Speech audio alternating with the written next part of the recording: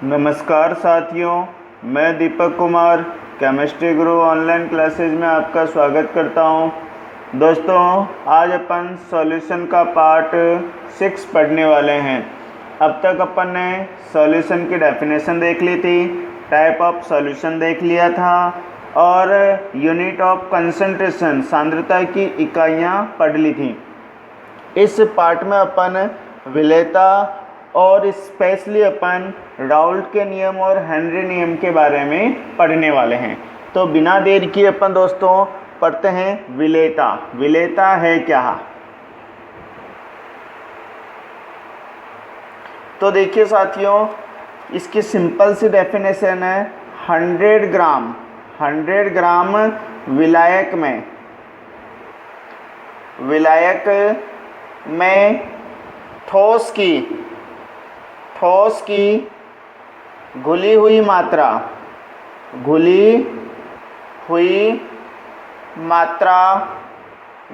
मात्रा को ठोस की विलेयता कहते हैं। ठोस की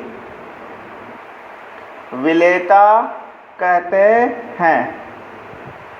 ये है अपने क्या विलेयता की डेफिनेशन। किसके लिए? तो ये है ठोस पदार्थ के लिए। इसके बाद अपन गैस के बारे में भी डिस्कस करेंगे। तो ठोस की विलेयता की परिभाषा क्या है? 100 ग्राम विलायक है और उस 100 ग्राम विलायक में ठोस की घुली हुई मात्रा ही क्या कहलाती है? उस ठोस की विलेयता कहलाती है। दोस्तों, अगर 100% घुल जाए कोई सॉल्यूशन, जैसे कि नमक है, तो नमक कितना घुलता है? तो NaCl घुलता है 36%। कितना घुलता है? 36%। तो NaCl की विलेयता कितनी होती है? 36%। और जब ये विलेयता टर्म्स आ गई अपने को, तो इसे जब अधिकतम मात्रा घुल जाए तो मैं लिख सकता हूँ विलेय पदार्थ की अधिकतम मात्रा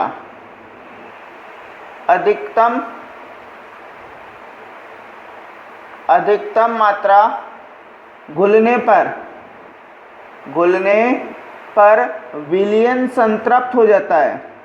विलयन संतृप्त हो जाता है। आपको मैंने 3 प्रकार के विलयन बताए थे विलेयता का आधार पर। एक संतृप्त और दूसरा असंतृप्त और तीसरा बताया था अति संतृप्त।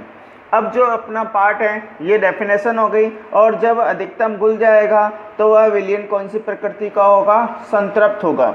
अगला अपन बात करते हैं ठोसों की विलेयता को प्रभावित करने वाले कारक। ठोसों की विलेयता को प्रभावित करने वाले कारक।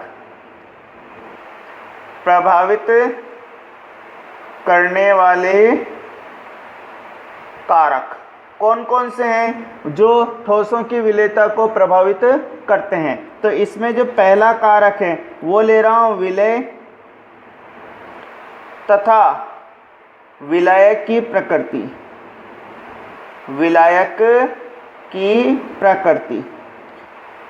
हाँ, तो विलेय और विलायक की प्रकृति देखिए, आपको पता होगा समान समान को घोलता है। समान को घोलता है। बस ये नियम रखना है हमेशा, चाहे ठोस की हो चाहे किसी की भी हो, समान को घोलता है। अर्थात अगर यदि ध्रुवीय विलायक है, विलायक कौन सा होगा? ध्रुवीय, तो उसके अंदर जो घुलेगा वो ध्रुवीय ही घुलेगा। और विलायक अध्रुवीय है तो उसमें विलेय पदार्थ भी क्या होगा? अध्रुवीय घुलेगा। यानी ध्रुवीय पदार्थ में ध्रुवीय पदार्थ ही घुलेगा, अध्रुवीय पदार्थ अध्रुवीय में ही घुलेगा। तो ये थी विलेय और विलायक की प्रकृति। जैसे कि मैं बोल देता हूँ NaCl की जल में विलेयता अधिक है, जबकि अल्कोहल या ईथर में कम है। क्यों? क्योंकि NaCl की प्रकृति ध्रुवीय होती है और जल की प्रकृति भी क्या है, ध्रुवीय है, इसलिए NaCl जल के साथ में अधिक घुलेगा, जबकि अल्कोहल और ईथर में क्या है, अघुलनशील है या बहुत कम घुलनशील है। इसी तरह से बेंजीन में भी यह अघुलनशील होगा। जब एक और जब अपन बाद में पढ़ेंगे 5वें चैप्टर में, तो NaCl का जलीय विलयन तो वास्तविक विलयन होता है, जबकि NaCl का बेंजीन में बना विलयन, किसमें, बेंजीन में लिख देता हूँ NaCl प्लस H2O, तो ये तो होता है वास्तविक विलयन, वास्तविक विलयन। और अगर यदि आप NaCl को ही बेंजीन में घोलते हो तो इसे बोलते हैं कोलाइडी विलयन,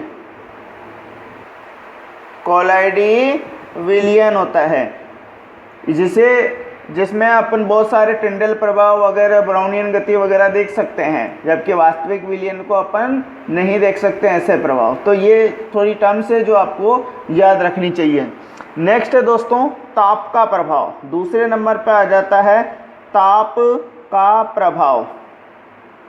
अब देखिए विलयन में विलायक में जब विलेय पदार्थ घुलेगा तो दो प्रकार की क्रिया होगी, या तो उष्मा मुक्त होगी, या तो क्या होगी, उष्मा मुक्त होगी, और दूसरी कंडीशन क्या है, उष्मा का अवशोषण होगा, अवशोषण होगा। दो ही कंडीशन है, या तो उष्मा बाहर निकल सकती है या उष्मा मुक्त होती है। अगर यदि उष्मा मुक्त होती है तो ऐसी अभिक्रिया को बोलते हैं उष्माक्षेपी अभिक्रिया, उष्माक्षेपी अभिक्रिया। और अगर उष्मा का अवशोषण होता है तो उसे बोलते हैं अवशोषण, यानी उष्मा का उष्माशोषी अभिक्रिया, इसे क्या बोलते हैं, उष्माशोषी अभिक्रिया बोलते हैं। अब देखिए पहले ही उष्मा मुक्त हो रही है और आपने इसका ताप बढ़ा दिया तो क्या होगा, इसकी विलेयता घटेगी। तो मैं लिख सकता हूं क्या, ताप बढ़ाने पर विलेयता, विलेयता क्या होगी, वह अभिक्रिया जिसमें उष्मा मुक्त होती है उसे उष्माक्षेपी अभिक्रिया कहते हैं। ऐसी अभिक्रिया के लिए ताप बढ़ाने पर विलेयता क्या होती है, घटती है, विलेयता क्या होती है, घटती है। जबकि इधर की कंडीशन में क्या लिख सकता हूं, ताप बढ़ाने पर विलेयता क्या होगी, विलेयता भी बढ़ जाएगी, विलेयता क्या होगी, बढ़ जाएगी। जैसे मैं लिखता हूं NaOH को जल में घोलते हैं तो क्या होगी, ताप बढ़ाने पे इसकी विलेयता घट जाएगी, यानी टेम्परेचर को इंक्रीज करोगे तो सॉल्युबिलिटी यानी विलेयता क्या होगी, घट जाएगी, विलेयता क्या होगी, घट जाएगी। इसी तरह से मैं लिख देता हूँ शक्कर प्लस पानी। और इस अभिक्रिया के लिए आपने ध्यान दिया होगा तो शक्कर की जब चाशनी बनाते हैं तो चाशनी बनाने के लिए अपन क्या करते हैं, उसे गर्म करते हैं, तभी तो ज़्यादा शक्कर घुलती है। तो मैं लिख सकता हूँ ताप बढ़ाने पर विलेयता भी क्या होगी, विलेयता इसके लिए बढ़ जाएगी। जितना ज़्यादा टेम्परेचर बढ़ाओगे विलेयता उतना ही बढ़ जाएगा। इसके बाद में अपन बात करते हैं इसकी तीसरी कंडीशन। पहली कंडीशन विलय की प्रकृति, दूसरा है ताप, और तीसरे नंबर पर मैं ले लेता हूँ दाब का प्रभाव। दाब का कोई प्रभाव नहीं पड़ता है, दाब का ठोस की विलेयता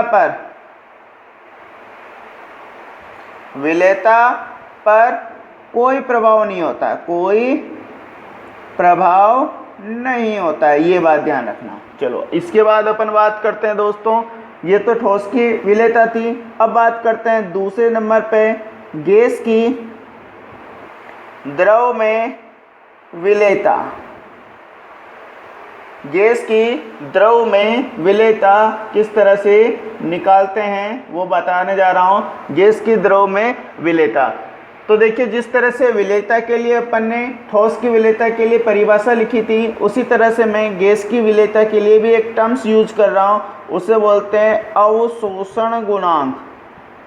अवशोषण गुणांक होता क्या है अवशोषण गुणांक? तो देखिए किसी गैस का 1 सेंटीमीटर, किसी गैस का किसी गैस का ml में, 1 सेंटीमीटर बोलो, 1 सेंटीमीटर क्यूब बोलो, या ml में, मिलीलीटर में, वह आयतन जो 1 ml में घुला हुआ हो, किसमें घुला हो, 1 ml में घुला हुआ हो, उसे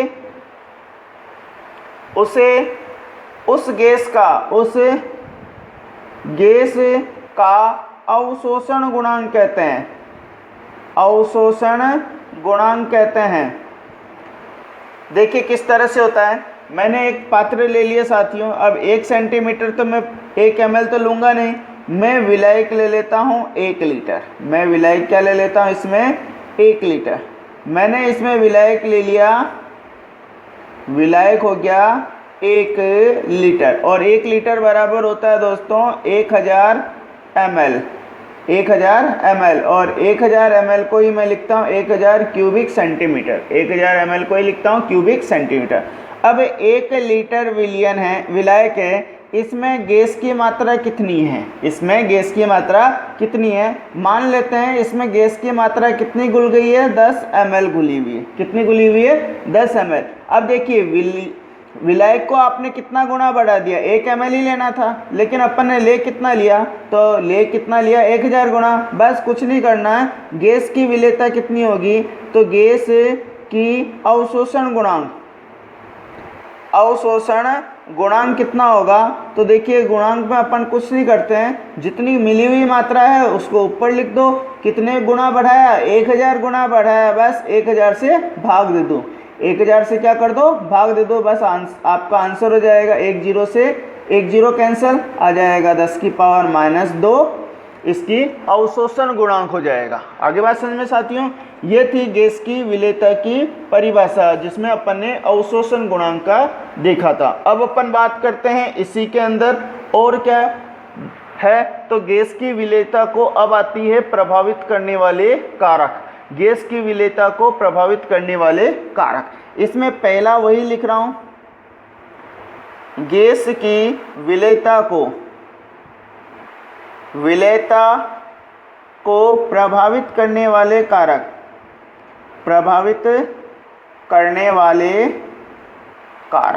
कौन कौन से गैस की विलेयता को प्रभावित करने वाले कारक वही है दोस्तों जो ठोस में था, है ना। पहला है गैस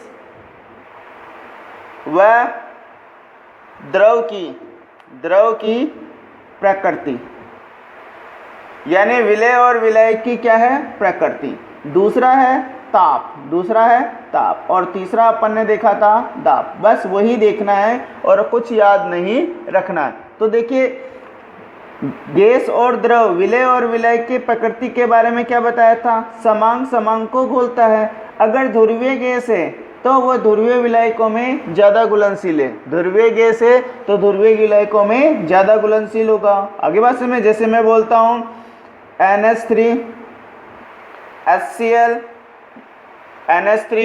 HCl SO2 की प्रकृति,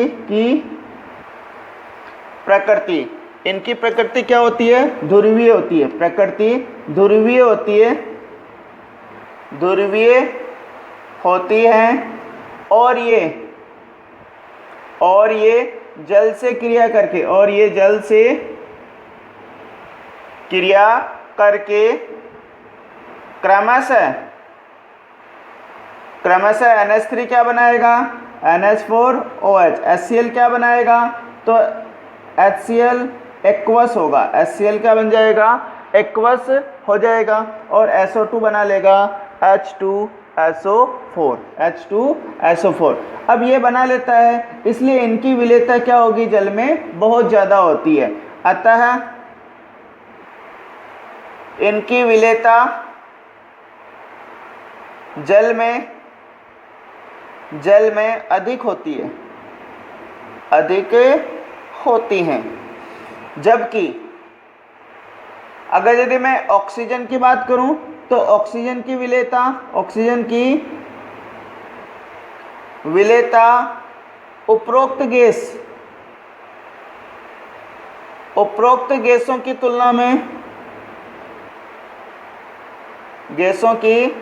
तुलना में कम होती है। यानी ऑक्सीजन की विलेयता जो O2 की विलेयता है, ये जो गैसें हैं इनकी तुलना में कम होती है, जबकि ऑक्सीजन की विलेयता बहुत कम है और इनकी विलेयता बहुत ही ज़्यादा है। अब ऑक्सीजन किस में घुलता है तो मैं बात कर रहा हूँ O2 की विलेयता हीमोग्लोबिन Hb हीमोग्लोबिन में अधिक होती है। तभी तो अपनी श्वसन क्रिया में जो गैस लेते हैं ऑक्सीजन, वो हीमोग्लोबिन में रक्त के साथ घुल करके पूरी शरीर में फैल जाती है, अधिक होती हैं। यानी ऑक्सीजन की विलेयता कहाँ ज़्यादा होगी तो रक्त में ज़्यादा होगी। हाँ, एक बात और कहना चाहूँगा कि ऑक्सीजन की जो जल में विलेयता है, जो जल में ऑक्सीजन घुली हुई है, उसी ऑक्सीजन के उपयोग जो जलीय जीव है, मछली वगैरह, वह श्वसन क्रिया में करते हैं। जो ऑक्सीजन जल में घुली हुई है, उसी घुली हुई गैस को जलीय जीव श्वसन क्रिया में उपयोग करते हैं। हाँ, एक बात और कहना चाहूँगा, अभी अपन ने अवशोषण गुणांक की परिभाषा लिखी थी। जिन गैसों की विलेयता ज़्यादा होगी उनका अवशोषण गुणांक भी ज़्यादा होगा। यानी मैं लिख सकता हूँ क्या, विलेयता बढ़ने पर अवशोषण गुणांक भी बढ़ेगा। अवशोषण गुणांक भी क्या होगा, बढ़ेगा। यानी ये दोनों एक दूसरे के क्या होते हैं, समानुपाती होंगी। मतलब अगर यदि मैं तुलना कर देता हूँ, NH3 की अवशोषण गुणांक HCl से ज़्यादा है, तो NH3 ज़्यादा घुलनशील होगा जल में और HCl कम घुलनशील होगा। ये तो थी साथियों गैस द्रव की प्रकृति, यानी विलेय और विलय की प्रकृति। आपको बस एक ही बात रखनी है कि जब भी विलेय और विलय की प्रकृति आ जाए, आप हमेशा बोलो कि समांग में अधिक घुलनशील है। ध्रुवीय को ज़्यादा घोलेगा, अध्रुवीय को ज़्यादा घोलेगा। आगे बात समझ में। चलो अब अपन बात करते हैं ताप का प्रभाव। दूसरा है अपने पास ताप का प्रभाव। किस तरह से ताप का प्रभाव होता है तो देखिए, चाहे कोई सी भी गैस हो साथियों, ताप बढ़ाने पर उनकी विलेयता, गैसों की जो विलेयता होती है वो हमेशा कम होती है ना। ताप इनवर्सली प्रोपोर्शनल होती है विलेयता के,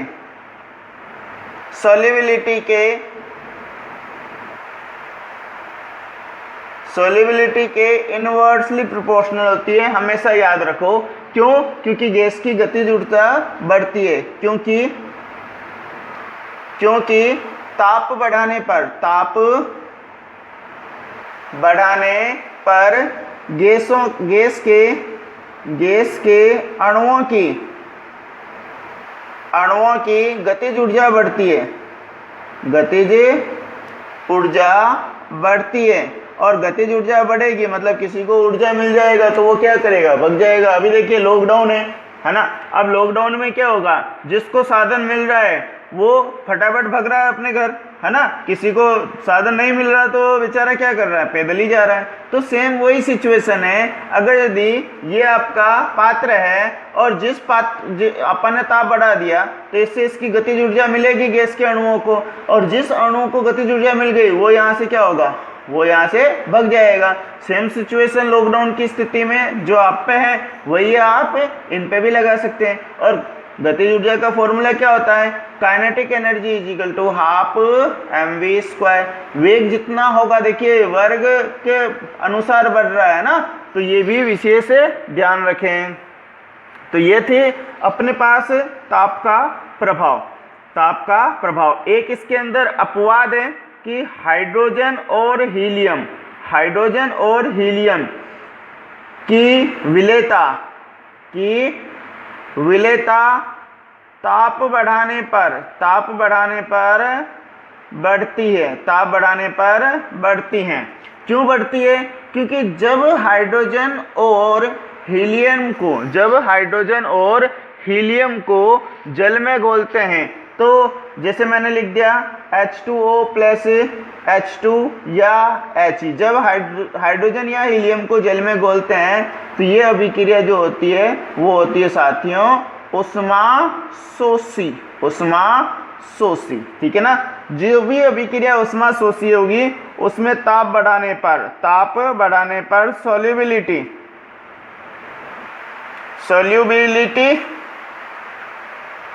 बढ़ती है। ये हमेशा याद रखें। नेक्स्ट है साथियों दाब का प्रभाव। तीसरे नंबर पे है दाब का प्रभाव बहुत ही इंपॉर्टेंट है कि यही अपने लिए इंपॉर्टेंट रहता है। क्यों इंपॉर्टेंट है तो आपको मैं इसी के बारे में बताने जा रहा हूं कि यही इंपॉर्टेंट क्यों है। यह इंपॉर्टेंट क्यों है साथियों, इसके अंदर एक विशेष नियम आता है, इसे बोलते हैं हेनरी नियम। क्या कहता है हेनरी नियम, अभी मैं इसके बारे में सारी चीजें बताने वाला हूं कि हेनरी नियम होता क्या है। हेनरी ने दाब के संबंध में गैसों की विलेयता के टर्म्स में एक नियम दिया था। हेनरी ने गैस के विलेयता के संदर्भ में दाब के संदर्भ में गैसों की विलेयता के लिए एक नियम दिया था और उसी नियम को बोलते हैं हेनरी नियम। देखिए क्या है हेनरी नियम, तो बात करते हैं स्थिर ताप पर किसी विलायक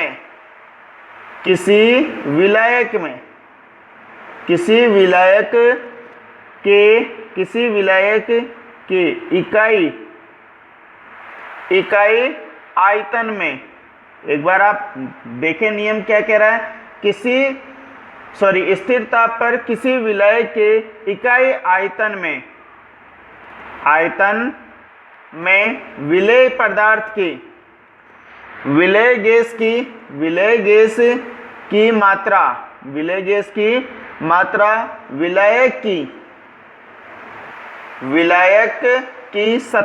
विलायक की सतह पर साम्यावस्था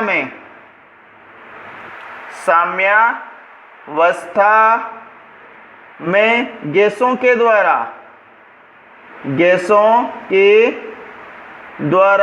लगाए गए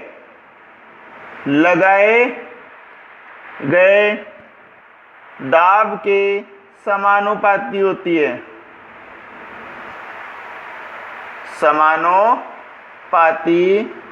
हैं। देखिए क्या कह रहा है नियम, इस लैंग्वेज को छोड़ दीजिए। जैसे कि मैंने एक पात्र ले लिया दोस्तों, इस पात्र में मैंने द्रव भर दिया, द्रव भर दिया। यह है आपका विलायक पदार्थ, ठीक है ना। अब इस पात्र को मैंने बंद कर दिया, बंद कर दिया। देखो क्या, अब परिभाषा देखना, स्थिर ताप पर किसी विलायक के इकाई आयतन, इसका आयतन क्या ले लेते हैं, स्थिर ले लेते हैं। अब ये इसकी सतह है, ये इसकी क्या है, सतह है साथियों, है ना। इकाई आयतन में विलेय गैस की मात्रा विलायक की सतह पर, ये विलायक की सतह पर ये जो गैस है, ये गैस की जो सतह है इसके ऊपर एक दाब डालेगा। एक तो बाहर वाला गैस भी दाब डालेगा और जो विलयशील जो गैस है, जो अंदर की तरफ घुली हुई है, ये इस सतह पर ही दाब डालेंगे। दाब डालेंगे। ये है आपका गैस का तल, विलायक का तल। ये बाहर वाला गैस डाल रहा दाब और ये घुली हुई गैस, ये क्या है, घुली गैस के द्वारा लगाया गया दाब, और ये अघुलनशील दाब गैस है, उनके द्वारा लगाया गया दाब। तो देखिए दोनों गैस है। अब ये क्या कह रहा, साम्यावस्था, एक वर्ड आया है साम्यावस्था, यानी जब दोनों दाब, जो अघुलनशील गैस यानी वायुमंडलीय गैस है वो और जो घुली हुई गैस है वो, उनके द्वारा, दोनों के द्वारा लगाया गया दाब क्या हो जाए, बराबर हो जाए। तो उस अवस्था को क्या बोलते हैं, साम्यावस्था। तो उस स्थिति में यानी साम्यावस्था की स्थिति में गैसों के द्वारा लगाए गए दाब की क्या होती है, समानुपाती होती है। यानी ये जो दाब लगाएगा वो इसके अंदर जितनी मात्रा होगी, मान लिया इसके अंदर m ग्राम गैस घुली हुई है, m ग्राम गैस घुली हुई है, और ये जो दाब लगा रहा है वो P लगा रहा है। क्या लगा रहा है? P। देखो क्या कह रहा हूं मैं, एक विलायक लिया, इसका एक आयतन निश्चित कर लिया। अब देखिए स्थिर ताप है, उसके ऊपर घुली हुई गैस और अघुलनशील गैस दोनों एक सीमा तक गैस लगाएं, दाब लगाएंगे। जब इन दोनों का दाब बराबर हो जाए उस अवस्था को क्या बोलूंगा मैं? साम्य अवस्था। उस अवस्था को क्या बोलूंगा? साम्य अवस्था। इस साम्य अवस्था में जो घुली हुई गैस की मात्रा है वह लगाए गए दाब की क्या होती है? समानुपाती है। गैसों के द्वारा लगाए गए दाब की क्या होती है? समानुपाती होती है। अर्थात मैं क्या लिख सकता हूं? अर्थात लिख सकता हूं m समानुपाती होती है P के। m समानुपाती होती है P के। स्थिर ताप पर इकाई आयतन में गैस की घुली हुई मात्रा लगाए गए दाब की क्या होती है? समानुपाती होती है। गैस की घुली हुई मात्रा m ग्राम ले लिया और गैस के द्वारा लगाया गया दाब क्या है? P है। तो ये दोनों एक दूसरे के क्या होगी? समानुपाती होगी। और समानुपाती का चिन्ह बताएंगे तो क्या आएगा दोस्तों? m बराबर आ जाएगा KHP, है ना। KH क्या है? KH नियतांक है। देखिए m क्या लिख सकता हूँ? m है गैस की घुली मात्रा, गैस की घुली हुई मात्रा, गैस की घुली हुई मात्रा है। P क्या है? P है दाब है। गैस के द्वारा लगाया गया दाब है। और KH क्या है? KH है हेनरी नियतांक। आगे बात समझ में। अब देखिए KH का मान कैसे निकालें? तो KH इजिकल टू क्या हो जाएगा? इसको इधर ले लें तो आ जाएगा दोस्तों KH इजिकल टू हो जाएगा m upon P। KH equal to क्या हो जाएगा? m upon P। अब देखिए m और P का अनुपात क्या है? हेनरी नियतांक बोले तो नियत है। m और P का अनुपात क्या है? नियत है। तो मैं क्या लिख सकता हूं? मैं लिख सकता हूं KH, जो KH है वह गैस की मात्रा, वह गैस की मात्रा वह दाब पर निर्भर नहीं करती है, वह निर्भर नहीं करती है। यानी जो हेनरी स्थिरांक के साथियों, वह गैस की मात्रा पर निर्भर नहीं करेगी और गैस के द्वारा लगाए गए दाब पर भी निर्भर नहीं करेगा, क्योंकि इन दोनों का अनुपात ही क्या है? निश्चित है। अगर इसका अनुपात बढ़ेगा तो इसका भी बढ़ेगा, इसका घटेगा तो इसका भी क्या होगा? घटेगा। इसलिए इनके ऊपर निर्भर नहीं करती है। तो निर्भर किस पे करती है? तो निर्भर करती है, वही मैं बताने जा रहा हूं कि निर्भर किस पे करती है। तो गैस की प्रकृति पर। किसकी प्रकृति पर? गैस की प्रकृति पर। तो एक निर्भर करती है गैस की प्रकृति एवं विलयन के, एवं विलयन, जो विलयन है, विलयन के ताप पर निर्भर करती है। किस पर निर्भर करती है? तो गैस की प्रकृति। अगर ध्रुवीय गैस है तो उसकी विलेयता ज़्यादा होगी, और विलयन का ताप ज़्यादा है तो उसका विलेयता कम होगा। अभी अपन ने ताप के बारे में डिस्कस कर लिया था। तो जो हेनरी स्थिरांक है, पूछा जा सकता है हेनरी स्थिरांक किस पर निर्भर नहीं करता है? तो गैस की मात्रा पर निर्भर नहीं करता है, गैस के दाब पर निर्भर नहीं करता है। किस पर निर्भर करता है? तो गैस की प्रकृति पर निर्भर करता है और विलयन के ताप पर निर्भर करता है। बहुत ही इम्पोर्टेंट क्वेश्चन है, चाहे वो नीट के एग्जाम के लिए हो, चाहे वो IIT JEE एग्जाम के लिए हो, क्योंकि ये कंपटीशन एग्जाम से संबंधित क्वेश्चन आते हैं, बहुत ही इम्पोर्टेंट है। चलो ये थी दोस्तों हेनरी नियम के बारे में पूरी चीजें। अब अपन इसी से संबंधित एक क्वेश्चंस लेके आ रहे हैं कि जो क्वेश्चंस है वो लिख रहा हूं मैं। स्थिर ताप पर विलयन में गैस की आयतन, गैस की आयतन की मात्रा दाब से, आयतन की मात्रा दाब से प्रभावित नहीं होती है, प्रभावित नहीं होती है। इसी को समझाना है, इसी को समझाना है। ये कथन है कि कोई विलयन है, उसमें तापमान को क्या कर लिया, स्थिर कर लिया, तो गैस की जो आयतन है कि आयतन की मात्रा है वह दाब से क्या होती है, प्रभावित नहीं होती है। तो साथियों अपन इसको सॉल्यूशन करते हैं कि इसको किस तरह से, ये जो स्टेटमेंट है इस स्टेटमेंट को अपन सॉल्व करते हैं। तो सबसे पहले बात कर रहे हैं हल, किस तरह से हल होगा। देखिए आपको पता है क्या, PV इजिकल टू होता है nRT, PV इजिकल टू होता है दोस्तों nRT। यहाँ n क्या है, n इजिकल टू होता है दोस्तों भार डिवाइड बाय अणुभार, भार डिवाइड बाय अणुभार, यानी इसको लिखते हैं W बटे वे m से। ये n क्या है, n इजिकल टू है मोल, n इजिकल टू क्या है साथियों, मोल है। और मोल का फॉर्मूला क्या होता है, मोल का फॉर्मूला होता है द्रव्यमान बटे वे अणुभार, ये है मोल का फॉर्मूला। अब अपन बात करते हैं, ये वैल्यू अगर यदि मैं इसके अंदर लिख दूं तो मेरा आंसर क्या हो जाएगा, PV इजिकल टू क्या हो जाएगा, WRT upon M, WR2 upon M। अब देखिए R क्या है, गैस नियतांक, नियतांक है। अणुभार क्या होता है, किसी भी पदार्थ का नियत होता है। और T नियत है, T नियत है, क्यों नियत है, क्योंकि क्वेश्चन में दे रखा है स्थिर ताप। T नियत है क्योंकि क्वेश्चन में दे रखा है स्थिर ताप। तो मैं लिख सकता हूं यहां R, T एंड M क्या है, नियत है, क्या है, नियत है। तो इन तीनों नियत को हटा करके कोई नया नियत लिख देते हैं। तो मैं लिख सकता हूं PV इजिकल टू WK, यानी K क्या है, K है आपका, K हो जाएगा दोस्तों RT अपॉन M। K क्या है, RT अपॉन M के इक्वल होगा, होगा कि नहीं होगा।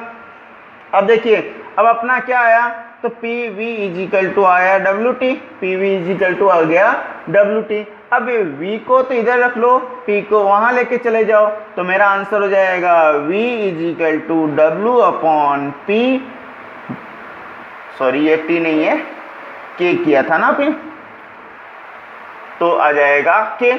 अब देखिए अभी अपन ने हेनरी नियम से क्या पढ़ा था, KH इजिकल टू होता है M अपॉन P, है ना, यही पढ़ा था ना, M समानुपाती होती है P के, और इसका P समानुपाती का चिन्ह हटाया था, तो M equal to KH upon P आया था। हेनरी नियम अभी 2 मिनट पहले बताया था। तो ये तो है नियतांक किसके नियम से, हेनरी के नियम से, किसके नियम से, हेनरी के नियम से। अब ये भी नियतांक है और K ऑलरेडी नियतांक है, तो W upon W divide by P नियत है। W क्या है, तो W है भार, और M भी क्या है, M है विलेय पदार्थ की गैस की घुली हुई मात्रा, ये भी भार है, ये भी भार है।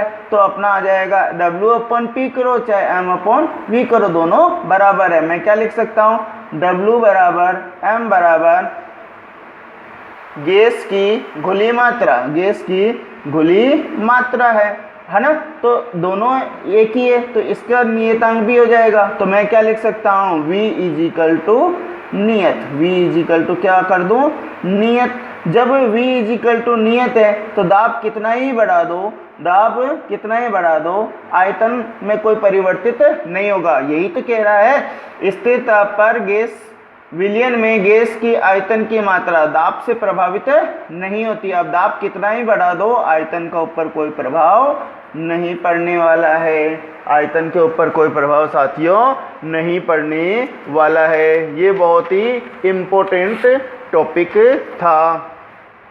अब अपने लिए जो आती है साथियों, वह है इस नियम की सीमाएं क्या क्या हैं, इस नियम की सीमा क्या क्या है। तो अभी अपन बात कर रहे हैं हेनरी नियम की सीमाएं, हेनरी नियम की सीमा।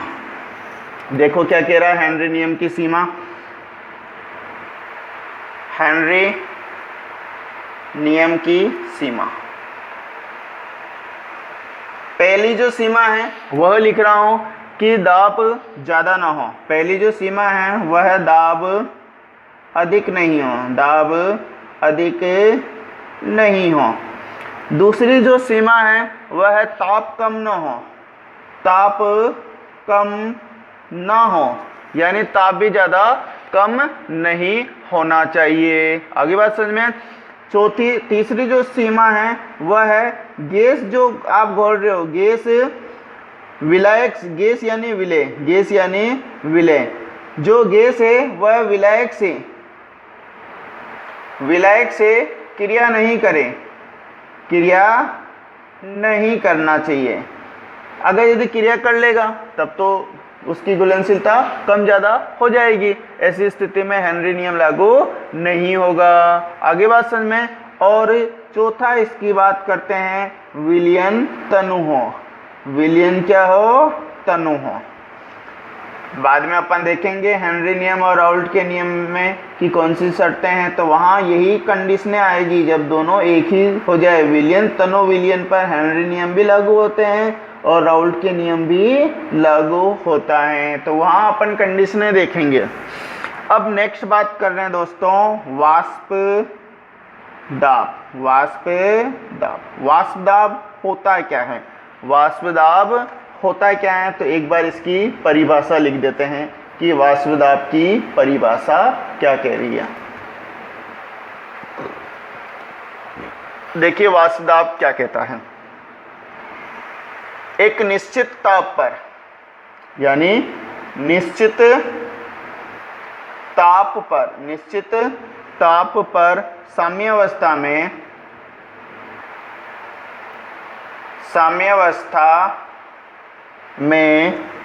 वाष्प के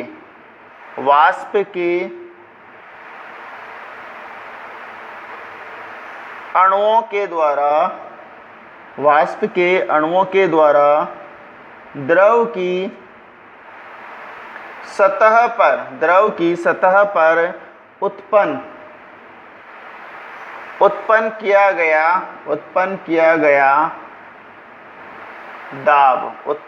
गया दाब संतृप्त वाष्प दाब या संतृप्त वाष्प दाब या केवल वाष्प दाब या वाष्प दाब कहलाता है।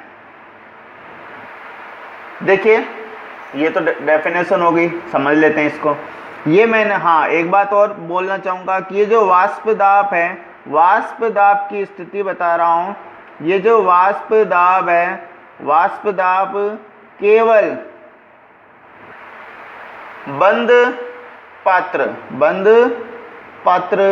में ही लगता है।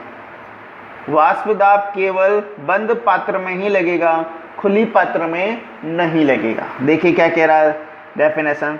ये अपन ने ले लिया एक पात्र, इस पात्र के अंदर मैंने भर दिया है द्रव, इस पात्र के अंदर मैंने भर दिया है द्रव, क्लोज सिस्टम है। अब देखिए क्या होगा जब आप इसे गर्म करते हैं, अब गर्म करेंगे तो इसकी क्या होगी, वाष्प बनेगी। इसकी क्या बनेगी, वाष्प बनेगी। एक समय ऐसा आएगा जब ये वाष्प इसके ऊपर धीरे धीरे ठंडा होने लग जाए, है ना। ये वाष्प नीचे की ओर आना स्टार्ट होगा, पहले तो ऊपर ही जाएगा फिर नीचे की ओर आना स्टार्ट होगा। एक स्थिति ऐसी आएगी जब बनने वाला दाब और वाष्प दाब से वापस जल और जल से वाष्प, दोनों की क्रिया क्या हो जाए, बराबर हो जाए। दोनों का क्रिया क्या हो जाए, बराबर हो जाए। जैसे आप प्रेशर कुकर के बारे में तो नाम सुना ही होगा दोस्तों, है ना। प्रेशर कुकर में होता क्या है, प्रेशर कुकर इसी सिद्धांत पे तो कार्य करता है। यानी जब आप इसे गर्म कर रहे हैं तो गैस कंटिन्यू भाप में बदल रही है और भाप कंटिन्यू क्या हो रहा है, भाप कंटिन्यू क्या हो रही है, द्रव में बदल रही है। यानी इसमें दो प्रकार की क्रिया हो रही है। एक तो प्रक्रिया हो रही है वाष्पन की, एक प्रक्रिया हो रही है वाष्पन की, और दूसरी प्रक्रिया हो रही है संघनन की। दूसरी प्रक्रिया क्या हो रही है, संघनन की। तो वाष्प से बनेगा क्या, संघनित होकर जाएगा और संघनन से वापस क्या बनाएगा, गैस। देखिए क्या बन रहा है, एक तो मैं ले रहा हूँ जल और एक ले रहा हूँ वाष्प, एक ले रहा हूँ वाष्प, है ना। अब देखिए जल से क्या बनेगा, जल से अगर यदि मैं वाष्प बना रहा हूं तो इसे बोलते हैं वाष्पन की प्रक्रिया। क्या बोलते हैं, वाष्पन की क्रिया।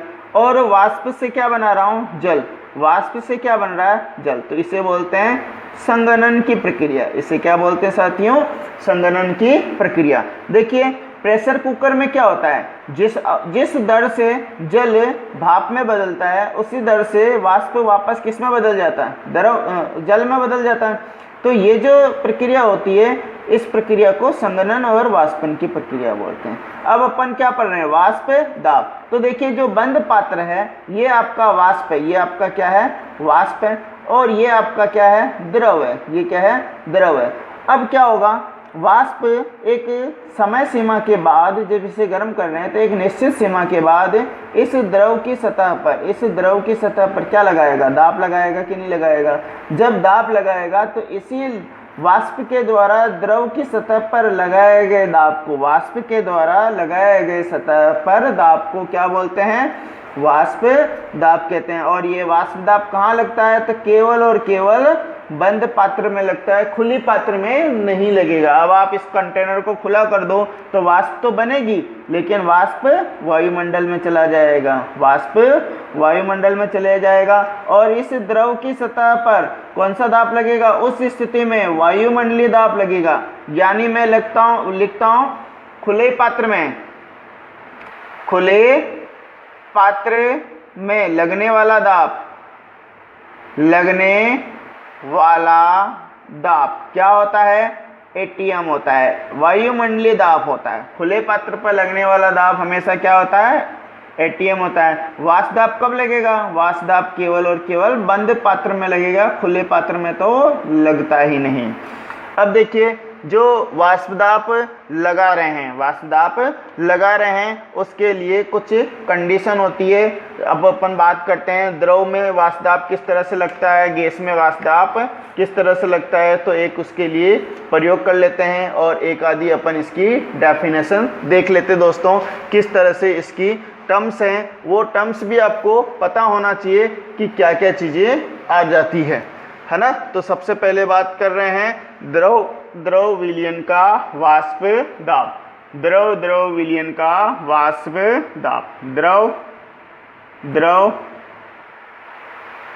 विलयन का वाष्प दाब। क्या होता है द्रव विलयन, यानी विलय पदार्थ भी द्रव होगा और विलायक पदार्थ भी द्रव होगा। जब उन दोनों को मिला दोगे तो उससे बनने वाला जो विलयन होगा और उस विलयन का जो वाष्प दाब होगा उसे बोलते हैं द्रव वाष्प दाब। इसके अंदर एक चीज़ें आती, जैसे कि मैं बोलता हूँ साथियों वाष्प दाब में क्या होता है, एक बार वापस से टर्म यूज करते हैं। जैसे कि मैंने यहाँ लगाया बंद पात्र और इस बंद पात्र में मैंने भर लिया था जल। अब देखिए यहाँ जल भर लिया था, ऊपर की जगह पे क्या होगा, जो दाब लगाएगा वो केवल और केवल द्रव की जो सतह है उसी के अणु के द्वारा लगता है ना। पात्र की सतह पर जो अणु होंगे, विलय के हो चाहे विलायक के हो, उसी के द्वारा लगाया गया दाब होता है ना। अब क्या हुआ, जब आपने ये शुद्ध अवस्था में ले लिया, ये शुद्ध अवस्था में था शुद्ध विलायक, शुद्ध विलायक जो है ये इसके अणु 3 3 6 3 9 अणु ले लिए दोस्तों। अब इसमें मैंने क्या डाल दिया, नमक डाल दिया। क्या डाल दिया, नमक डाल दिया। अब नमक डाल दूंगा तो क्या होगा, नमक जैसे डालूंगा तो नमक क्या होगा, सभी जगह फैल जाएगा। अब नमक की वाष्प थोड़ा ना बनती है, नमक को आप कितना ही गर्म कर लो, वाष्प में अवस्था में कौन आएगा, केवल द्रव आएगा ना। तो यानी अभी जो दाब लगेगा केवल और केवल विलायक के कारण से लगेगा। अब जब आपने इसके अंदर नमक डाल दिया तो वही स्थिति एक बार वापस से बना देता हूँ। जब आपने इसके अंदर नमक डाल दिया, क्या डाल दिया दोस्तों, नमक डाल दिया, तो नमक डालते ही मैंने क्या कर दिया, एक बार यही रेट से बना देते हैं। हाँ, नमक डालते ही इसके अणु क्या होंगे, जो नमक के अणु हैं वो सर्वत्र फैल जाएंगे। वो क्या होंगे साथियों, सर्वत्र फैल जाएंगे। और कुछ नमक के अणु ऊपर की सतह पर आ जाएंगे। कुछ नमक के अणु, जैसे ब्लू पेन से लिख दिया तो ये नमक के अणु क्या होंगे, द्रव की सतह पर आ जाएंगे। अब देखिए क्या हुआ, ये शुद्ध विलायक था, है ना। पहले शुद्ध विलायक पूरे के पूरे अणु लगा रहे थे जोड़, 3 3 6 9 अणु एक साथ जोड़ लगा रहे थे, 9 अणु का दाब होगा। अब क्या होगा, अब देखिए क्या किया, जो 9 अणु थे उन 9 अणुओं में से 2 अणु किसके आ गए, नमक के आ गए, तो नमक के तो दाब लगाएगा नहीं, बचेगा क्या, बचेगा क्या, केवल और केवल जो 7 अणु बचे हैं जल के वही दाब लगाएंगे ना। तो देखिए 9 अणु में से 2 अणु बाहर निकल गए, तो इसका दाब क्या होगा, कम होगा। इसका दाब क्या होगा, कम दाब होगा। इसका दाब क्या होगा, कम दाब लगेगा। क्यों लगेगा कम, क्योंकि अब इसके 7 अणु ही लगाएंगे। हाँ बिल्कुल आपकी गिनती में मानता हूँ कि कम ज़्यादा हो रही है, ये लो अब तो ठीक है, अब तो बराबर हो गए ना। क्योंकि आप क्या है कि इस गोले को गिन रहे थे, नहीं आप गोले को मत गिनो। पहले मैंने क्या लगाया था, पहले आप इसको टर्म्स को समझो। पहले केवल शुद्ध अवस्था में सारे के सारे जल के अणु दाब लगा रहे थे, लेकिन जब आपने इसमें नमक घोल दिया तो नमक के कुछ अणु भी क्या होंगे, इसके सतह पे आ जाएंगे, है ना। जब नमक के कुछ अणु सतह पे आ गए तो नमक के अणु तो दाब लगाते नहीं है। जब नमक के अणु दाब नहीं लगाएंगे तो क्या होगा, इसका जो वाष्प दाब होगा, कुल वाष्प दाब का संख्या में क्या होगी, कमी होगी। इसे बोलते हैं वाष्प दाब में अपेक्षित अवनमन। जैसे मैंने क्या बोला, नमक इसमें घोल देते हैं तो नमक क्या है, अवाष्पशील पदार्थ है। तो अवाष्पशील पदार्थ मिलाने पर वाष्प दाब में क्या होती है, कुछ कमी होती है। इसी को बोलते हैं वाष्प दाब में अवनमन। इसी को क्या बोलते हैं साथियों, वाष्प दाब में अवनमन। देखिए किस तरह से लिखता हूं इसकी डेफिनेशन, वाष्प दाब में अवनमन, वाष्प दाब में अवनमन।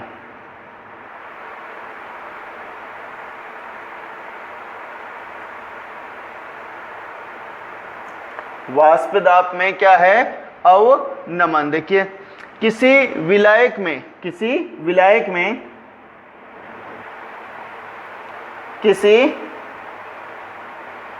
विलायक में विलेय यौगिकों को, किसी विलायक में विलेय पदार्थ, किसी विलायक में विलेय मिलाने पर विलयन का वाष्प दाब, विलयन का वाष्प दाब कुछ कम हो जाता है, कुछ कम हो जाता है, कुछ कम हो जाता है। और ये जो वाष्प दाब कम हो रही है, ये जो वाष्प दाब कम हो रही है, यही जो कम है उसी को बोलते हैं वाष्प दाब में अवनमन।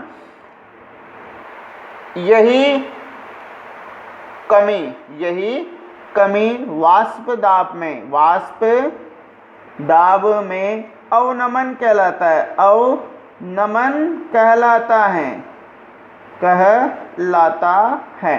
ये जो कमी हो रही है, किसी विलायक में विलेय पदार्थ मिला दिया तो उसके विलयन का वाष्प दाब क्या होगा, कुछ कम हो जाएगा। और ये जो कमी आ रही है उसी कमी को वाष्प दाब में क्या बोलते हैं, अवनमन बोलते हैं साथियों। क्या बोलते हैं, अवनमन बोलते हैं। आगे बात समझ, ये किसके लिए था, ये शुद्ध विलायक के लिए था, और ये किसके लिए है, ये है विलयन के लिए। विलयन में आपने क्या मिला दिया, नमक प्लस पानी, और ये केवल और केवल क्या है, शुद्ध विलायक है। ये क्या है साथियों, शुद्ध विलायक है। अब इसके बाद में जो अपना दोस्तों अगला टॉपिक आने वाला है वह है राउल्ट का नियम। राउल्ट का नियम, या राउल्ट बोलो, या आपको कहीं कहीं लिखा होगा राउले का नियम, राउले का नियम। ये जो नियम है इसको दोस्तों अपन अगले पार्ट में पढ़ेंगे, क्योंकि वीडियो बहुत लंबा हो जाएगा, है ना साथियों। आज के लिए बस इतना ही।